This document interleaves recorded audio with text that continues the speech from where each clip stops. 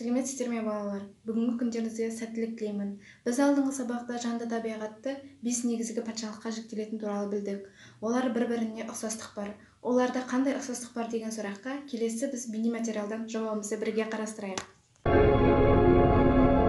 Біздің ғаламшардағы әрбір тірі ағза бірдей құрамдас бөліктерден құралған. Жасушалар.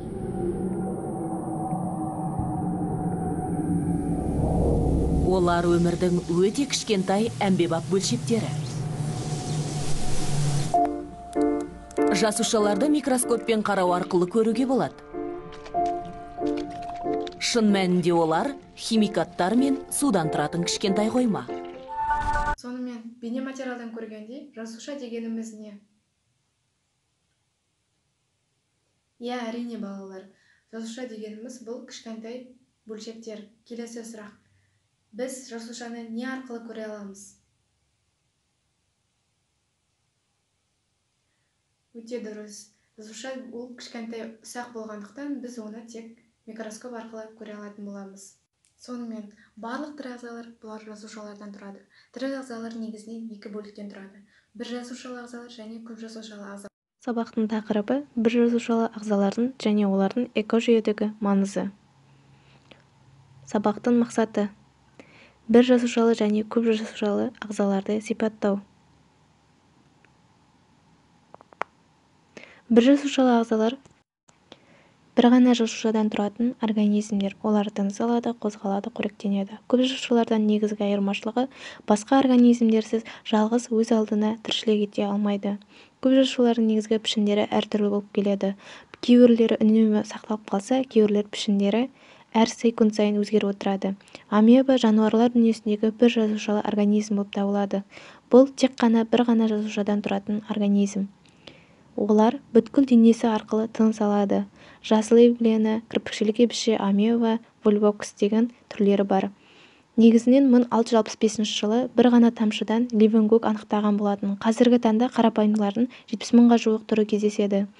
Жасушалардың көп түрлігі өте көп. Келесі біз бейнематериалға назар аударайық. Микробы – самая древняя группа организмов из ныне существующих на Земле. Первые бактерии появились, вероятно, более 3,5 миллиардов лет назад, и на протяжении почти миллиарда лет были единственными живыми существами на планете. Эти микроорганизмы, которых можно увидеть только через микроскоп, обитают везде. Многие из них полезны, например, пробиотики, которые поддерживают нормальную микрофлору кишечника и вытесняют плохие бактерии. Но есть и другие микроорганизмы, которые наносят вред человеку и даже могут убить. Это Бұл бейнематериалда көріп тұрғаныңыздай адам өміріне, сонымен қоршаған ортаға тигізетін осы бір жасуша бактериялардың, вирустардың қаупі туралы айтылған. Бір жасуша ағзалардың экожүйедегі маңызы.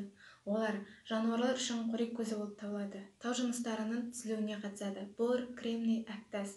Соңғысы бұл маңыздылығы адамдар үшін қауіпті ауруларды туғызатын болып табылады. Олар ұйқы ауруы, лишмания, дизентерия. Сонымен қатар осы адам қанында трипаносома деген кездеседі. Яғни бұл ауруды тарататын сесер шыбыны болып табылады. Сонымен қатар өзен-көлдерді тазартуға қатысады. Су тазалығының жер қойнауында мұнай мен газдың бар екенін көрсеткіші болып табылады.